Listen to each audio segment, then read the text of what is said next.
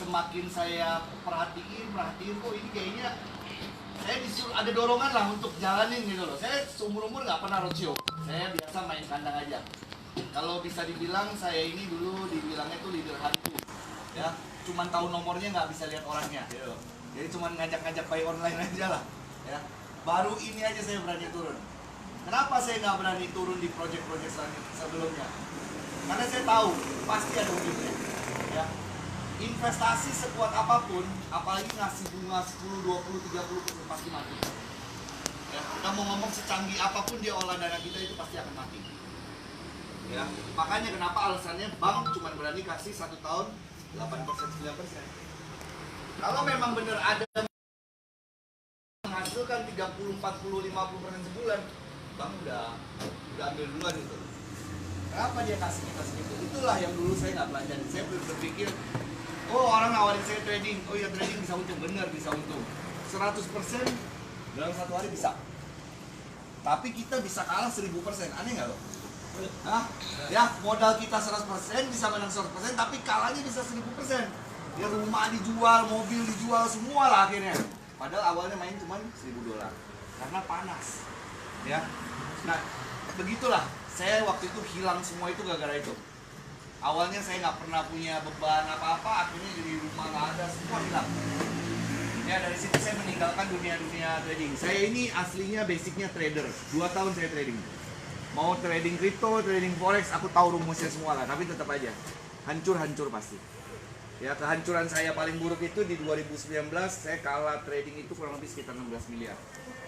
Ya 16 miliar, habis itu saya benar-benar nggak bangun lagi. Ya sampai ini.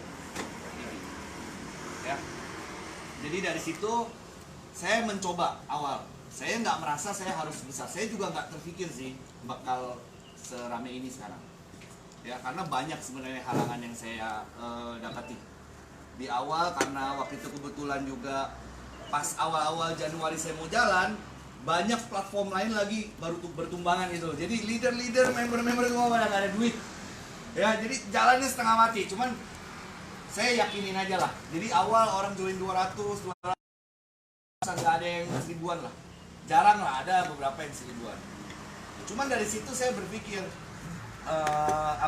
kayaknya ini memang programnya. Saya jadi berpikir ini sama kayak OVO ya, OVO ya, startup ya.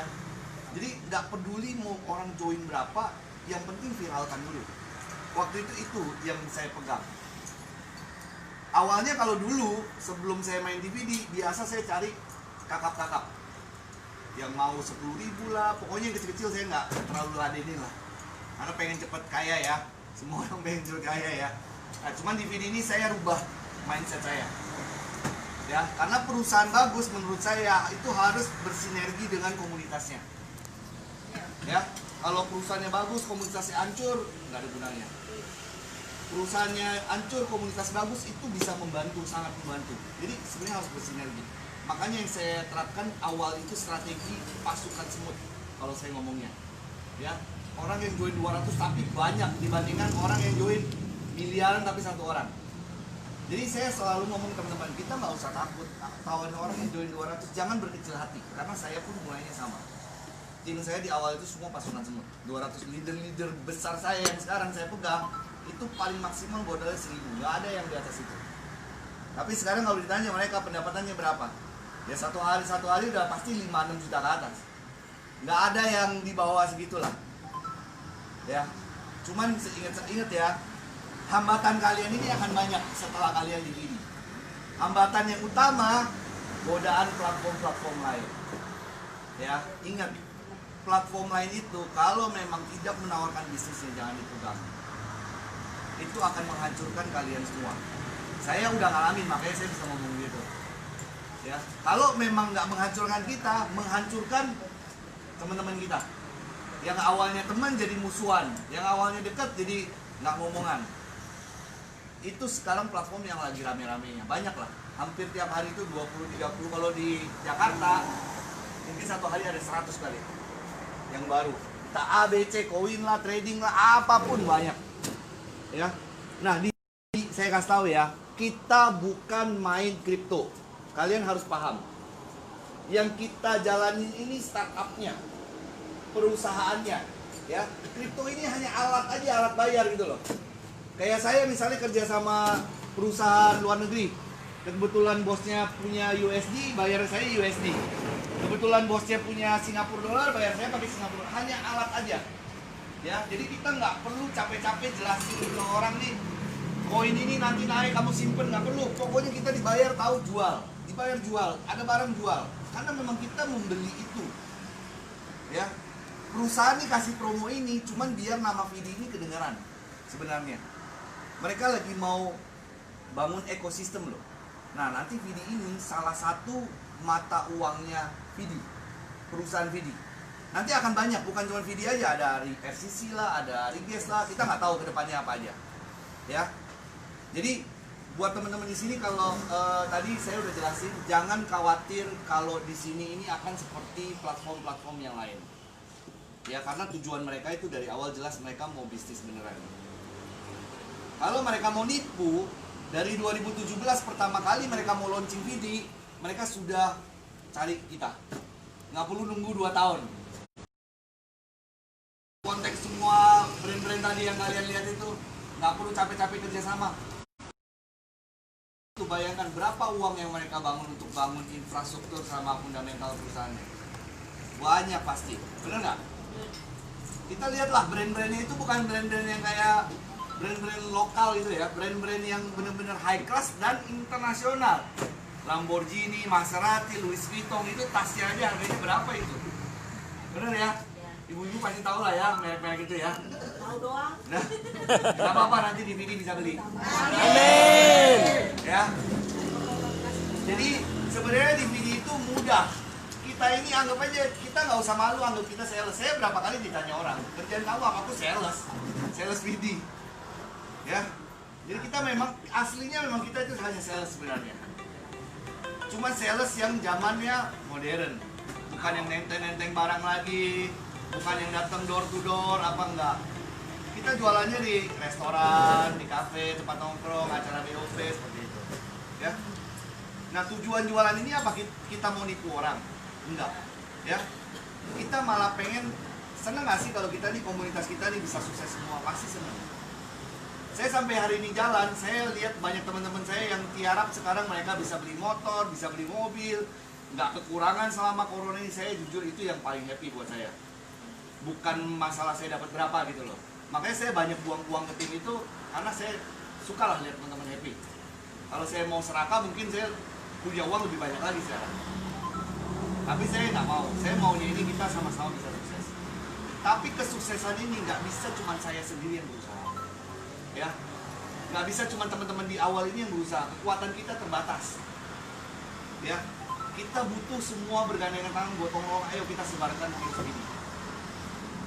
Karena kalau sendirian ada batasannya, nggak akan sanggup. Satu Indonesia ini 270 juta penduduk, berapa ratus ribu pulau saya nggak tahu. Bener nggak? Kalau kita semua mau fight sendiri, dari Sabang sampai Merauke, mungkin kita mau bertahun-tahun pun belum tentu bisa ngitarin satu Indonesia. Bener nggak? Jadi itulah kenapa saya selalu pesan ke teman-teman semua, ayo kita sama-sama bangkit di sini. Karena peluang nggak akan datang berkali-kali. Saya ambil keputusan saya sekarang mau fokus di Vidi, mungkin makan waktu 2-3 tahun untuk bangun atau 5 tahun. Saya sudah minta izin di sini saya. Tahun-tahun ini saya akan jalan pulang, saya bilang. Karena saya punya kesempatan untuk pensiun di sini. Memang real saya sudah punya target saya mau pensiun di sini. Makanya saya kemarin sempat nggak pulang hampir 6 bulan. Bareng sama Bastian juga. Padahal Bastian ya punya anak juga, 5 anaknya. Ya, Sini udah. kita benar-benar jadi Bang Toyib. Yang penting duit pulang. Ya, yang penting duitnya pulang. Ya, jangan sampai duitnya pulang ke yang lain. Ya, jadi saya cuman berharap teman-teman di sini yang takut untuk menjalankan, nggak apa-apa, nggak usah buru-buru.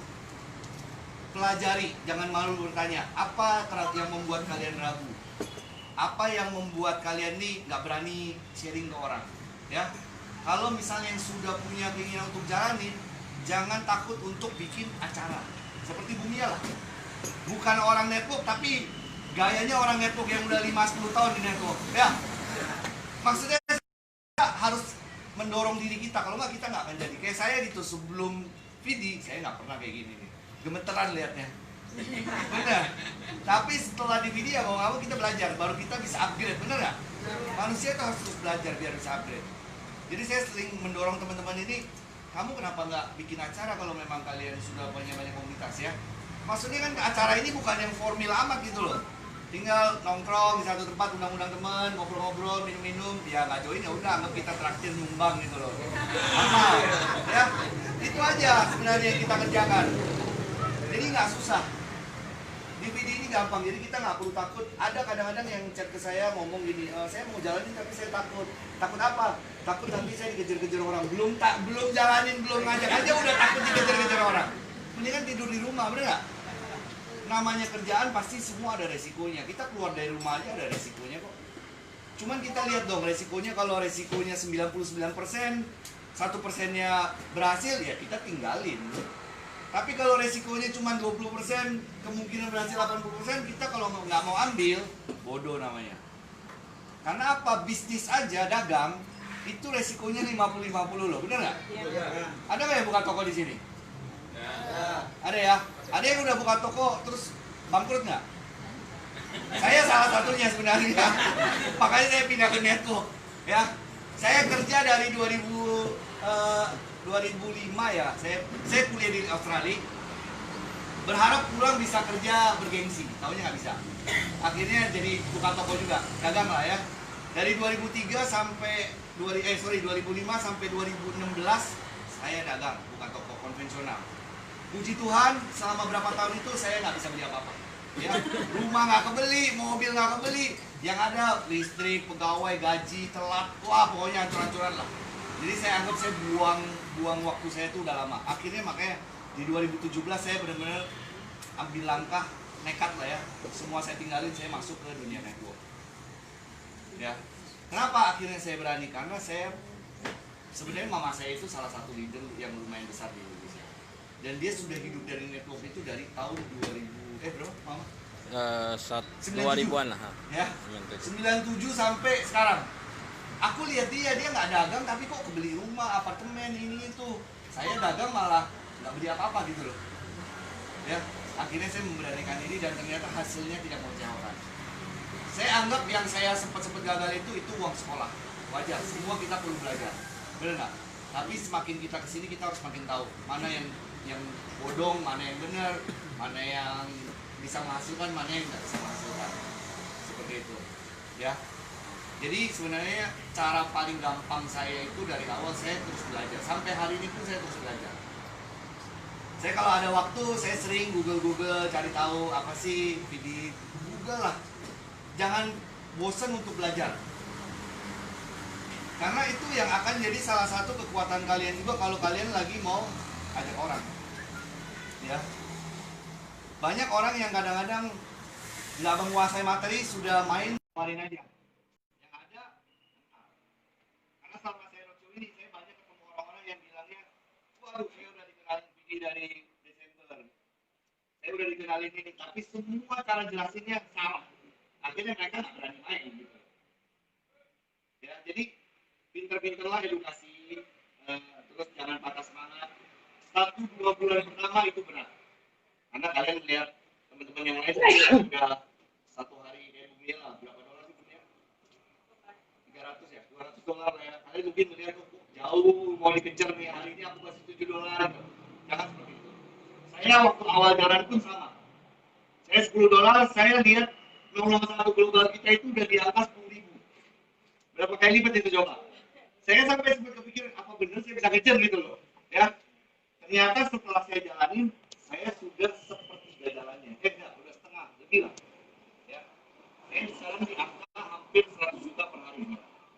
Wow. Ya, 150 juta. Ya. Itu bisa dikejar. Jadi jangan takut. DVD ini bukan berarti siapa yang duluan dia akan kaya besar. Dan saya juga sekarang lagi posisi terkejar sebenarnya. Ada salah satu leader saya yang dari saya. Pendapatan dia satu hari itu sekitar 60-70 juta. Nofriza. Dia padahal gabung sebelum dia baru dari online. Kalau dia sudah turun offline, saya yakin saya pasti jual. Ya, jadi kalian nggak usah minder, nggak usah khawatir. Cuma 1-2 bulan pertamanya berat. Itu yang saya rasakan waktu itu. Tapi setelah bonus kita udah di atas 20, 30, 40 dolar, itu udah enak.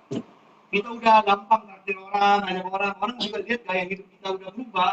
Kayak tadi ya, Pak siapa tadi yang cerita ke saya? Nah, orang kaget lihat dia, kok gaji dia 1 juta lebih bisa beli sepatu Adidas katanya. Nah, benar, kita harus pakai gaya itu untuk membuktikan, bukan cuma ngomong aja. Ya, jangan kita bilang, oh saya jalanin video, tapi kalau mau traktir makan suruh bayarin bill, takut-takut gitu. Orang males. Kita harus bisa jadi orang dermawan lah. Biar orang bisa lihat kalau memang kita menghasilkan banyak. Ya, oke, sekian aja dari saya. Saya berharap mungkin beberapa bulan lagi setelah acara nanti saya datang ke Mojokerto bisa lebih ramai. Ya, 500.000 orang, ayo kita. Oke, terima kasih Om Jo, luar biasa ya. Jadi kita sudah tahu sejarahnya Om Jo yang begitu luar biasa. Mulai dari juga tidak ada, mulai dari hanya 1.000 ya. Jadi kalau sekarang kita bisa main 1.000 dan bisa lebih, kita pasti jauh lebih bisa, betul? Nah, jadi ada 2 langkah kunci sukses di VD. Pertama adalah pastikan Anda jadi V1, itu penting. Ya, VD itu peringkat dimulai dari V1.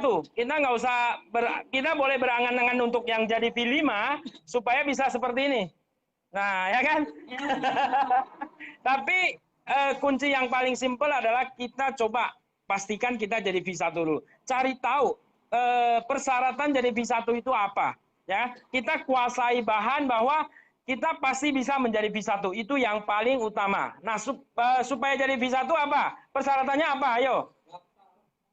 Bukan. Jadi V1 itu persyaratannya apa? Anggap Anda sudah member. Punya 3 kaki berapa? 10.000 ya kan? Itu umum. Nah, kita cari informasi. Sekarang lagi promo 3 kaki 8.000. Nah, itu lumayan, betul nggak? Selisih 2.000, ya kan? Nah, jadi 8.000. Nah, gimana caranya supaya kita bisa mendapatkan 8.000? Pertama adalah, coba kalau ada seperti tadi kata Om Jo, kita ada apa namanya, waktu senggang, coba kita pelajari VD. Kita kuasai, kita belajar lagi. Supaya ketika kita bicara sama orang, semuanya kita tahu, betul? Orang nanya, kita caranya, kita kuasai sistemnya, kuasai produknya, kuasai teknologinya, semua bahan kita kuasai. Kalau kita kuasai, kita sudah gampang kita sharing, ya. Kita share kepada siapapun tanpa pandang bulu, ya. Kenapa? Karena VD ini juga mulai dari pertama semuanya join 200 katanya Om Jo, betul ya? Jadi mulai dari 200 saja. Dan di sini kita ngajak orang juga nggak perlu khawatir. Kita kan tadinya menjelaskan kita hanya berdagang, betul nggak? Kita hanya jualan. Kita ajak mereka jualan supaya apa? Mereka ikut jual dan mereka dapat keuntungan, ya kan? Nah, dan di sini kita yang menarik adalah kita berjual barang yang pasti laku. Jadi jangan khawatir. Nah, banyak pedagang tutup karena apa? Karena dagangannya belum tentu laku. Kalau di sini pasti laku nggak? Pasti laku. Jadi nggak perlu khawatir, itu yang pertama. Yang kedua, DVD bukan member baru, uangnya buat bayar member lama, bukan seperti itu. Kita selama ini khawatir kan, takut seperti itu kan. Member yang lama masuk, bayar ke member baru. Sehingga nanti nggak ada member lagi. Balik. Nggak, member lalu join untuk bayar member lama. Ya ternyata Om Jo konsentrasinya sangat bagus. Ya kan, jadi di sini kita nggak perlu khawatir, bukan seperti itu. Kenapa? Di sini kita ngajak orang walaupun tidak mendapatkan apa-apa, tetapi kita mendapatkan percepatan, betul ya? Jadi semakin kita ngajak tim kita semakin besar, 1.000 menjadi 3.000 bukan satu tahun lagi, hanya 1 bulan. Kalau perlu 1 hari ya. Nah, jadi ingat itu. Pertama, pastikan Anda V1. Itu penting ya. Kasih catatan Anda V1. Langkah kedua, pastikan 3 jalur jaringan Anda. Ingat, pilih 3 orang yang kita dampingin ya. 3 jalur jaringan Anda, bantu mereka jadi V1. Caranya, kasih tahu caranya gimana mereka jadi V1. Ya kan? Kita bantu mereka supaya jadi V1. Nah, ketika mereka jadi V1, ajarin mereka sama seperti apa yang kita lakukan. Ya, nanti coba kita bikin sistem supaya nanti semuanya seragam. Karena kunci kesuksesan dari para VD hanya jadi V1 yang pertama. Ya kan? Kalau semuanya V1, Anda jadi V2 nggak? Kalau semua sudah jadi V2, Anda jadi V3. Kalau semua V3 lama capai V5. Jadi kuncinya hanya pastikan Anda V1, pastikan 3 jalur Anda V1. Yang ketiga, pastikan jaringan Anda melakukan hal yang sama seperti Anda. Hanya itu aja yang simpel. Oke? Mungkin hari ini cukup sampai di sini. Ya, saya ucapkan terima kasih. Dan mudah-mudahan untuk next trip-nya kita lebih dahsyat lagi. Kalau perlu kita acara 1.000 orang, siap nggak? Nah, kalau perlu kita hadirkan Matthew kalau sudah buka. Kalau 1.000 orang Matthew mau datang. Kalau begini kan Matthew datang kan malu ya kan. Nah, jadi kita pastikan Matthew pun bisa hadir ke Mojokerto ya. Jangan Mojokerto, Matthew bisa datang. Yang penting kita tingkatkan. Matthew lebih senang lihat banyak orang daripada banyak omset. Semuanya 200 ya kan? Nah, itu luar biasa. Oke, terima kasih. Hari ini kita cukup sampai di sini. Mungkin kita mau sharing-sharing, silakan. Terima kasih, selamat sore dan sukses untuk semuanya.